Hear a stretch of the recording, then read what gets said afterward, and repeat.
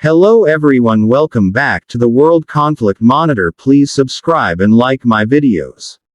Today's video explores a dramatic and consequential development in Belarus, the defection of army elements in Minsk, and what that means for Lukashenko's grip on power. In this video we'll treat this as though it were a product, a regime under stress, and walk through its exterior, interior, performance, safety, risks, unique selling points, influence, legitimacy, price, costs, and then conclude with implications. When we speak of the exterior, we mean how this event appears outwardly, the optics, symbols, public face, and messaging. From the outside, the defection of army personnel in Minsk is a shock to many observers. Belarus, under Lukashenko, has historically projected strength, control, and a narrative of stability. To see soldiers or officers abandon or defect is unthinkable, in the sense that it breaks the hegemonic image the regime has cultivated. It tells foreign audiences, internal dissenters, and even Russia that the regime's facade may be cracking. On the streets of Minsk, it could look like uniformed troops walking away, banners of dissent, or live-streamed videos of surrender or refusal to follow orders. This kind of spectacle shifts the narrative. The regime is no longer monolithic. International media will pick up those visuals, amplifying the sense of crisis. The exterior also includes propaganda responses. State media might quickly suppress or deny defections, show images of loyal troops, or claim these are isolated incidents or fabrications. The exterior is contested. What the outside world sees and believes can shape alliances, diplomatic responses, and internal morale.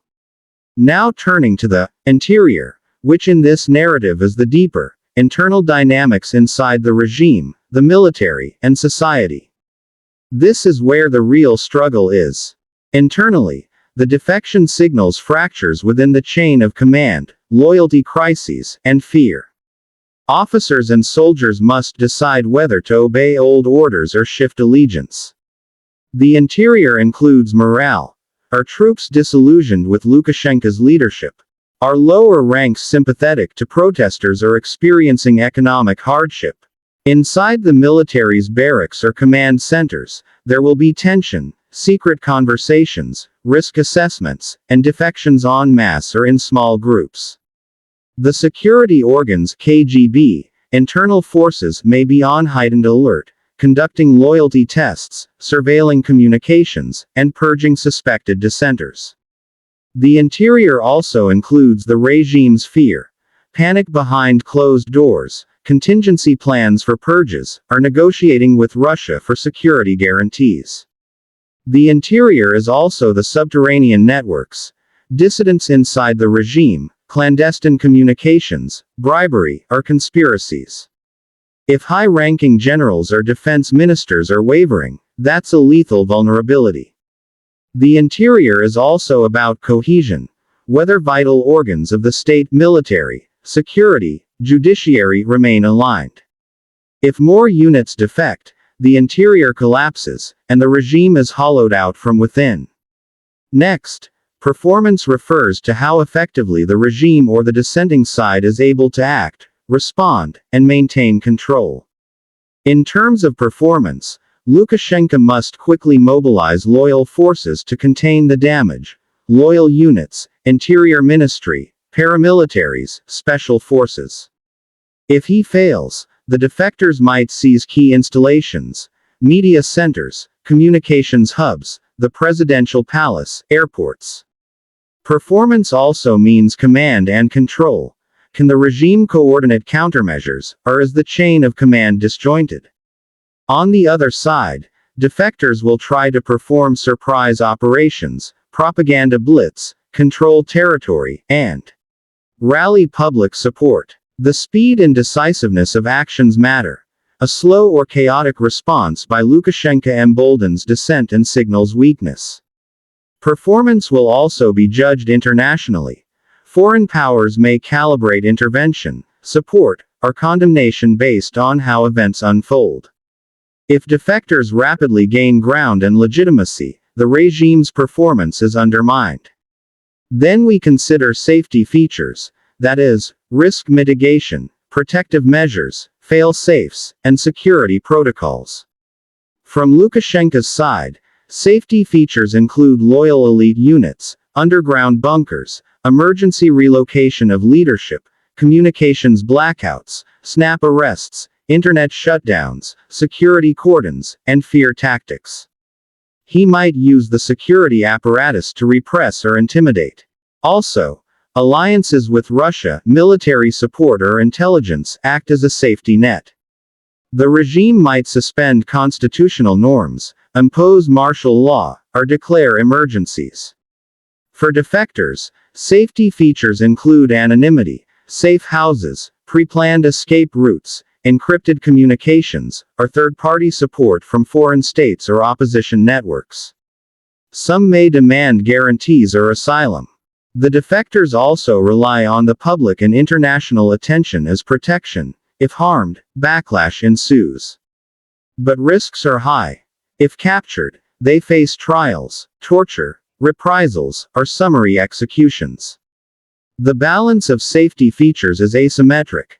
The regime has institutional power and resources. Defectors must depend on speed, surprise, and legitimacy. Unique selling points.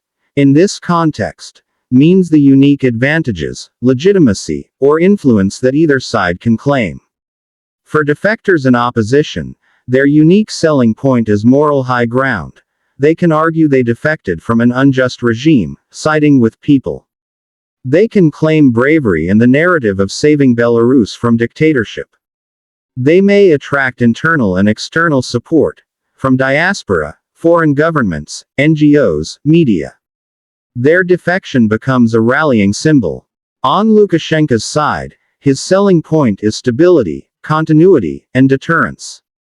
He will argue that defectors are traitors, foreign agents, or provocateurs, to delegitimize them. He claims to protect sovereignty, prevent chaos, and maintain national security. He may also promise rewards to loyalists, use state resources to assert dominance, and highlight external threats, e.g. Western interference. The regime's selling point is that change through defection causes anarchy or invites foreign intervention, so staying with Lukashenko is safer in his narrative. Now, price. What is the cost of this defection spiral? For Lukashenko, the price is enormous. Loss of legitimacy, erosion of internal control, weakening support among elites, increased dependency on Russia, potential international sanctions, and the possibility of removal.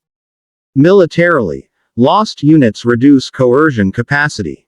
Economically, instability scares investment, raises capital flight, and deepens sanctions. Politically, if defections expand, he may be forced into concessions, power sharing, or even exile. The price for defectors in opposition is high too. Lives risked, reprisals, exile, capture. The failure of the uprising brings harsh punishment, state vengeance, or dark history. Also, even if they succeed, governing afterward is difficult. Managing factions, preventing chaos, securing borders, reconstructing institutions. For the populace, the price is disorder, violence, potential civil war, and economic collapse. The price is paid in blood, livelihoods, and national desolation. In conclusion, this event, unthinkable in Minsk, Belarus army defects, Lukashenko's power crumbling, may mark a critical inflection point. If the interior cracks widen and performance of loyalist forces falters, Lukashenko could face the collapse of his regime.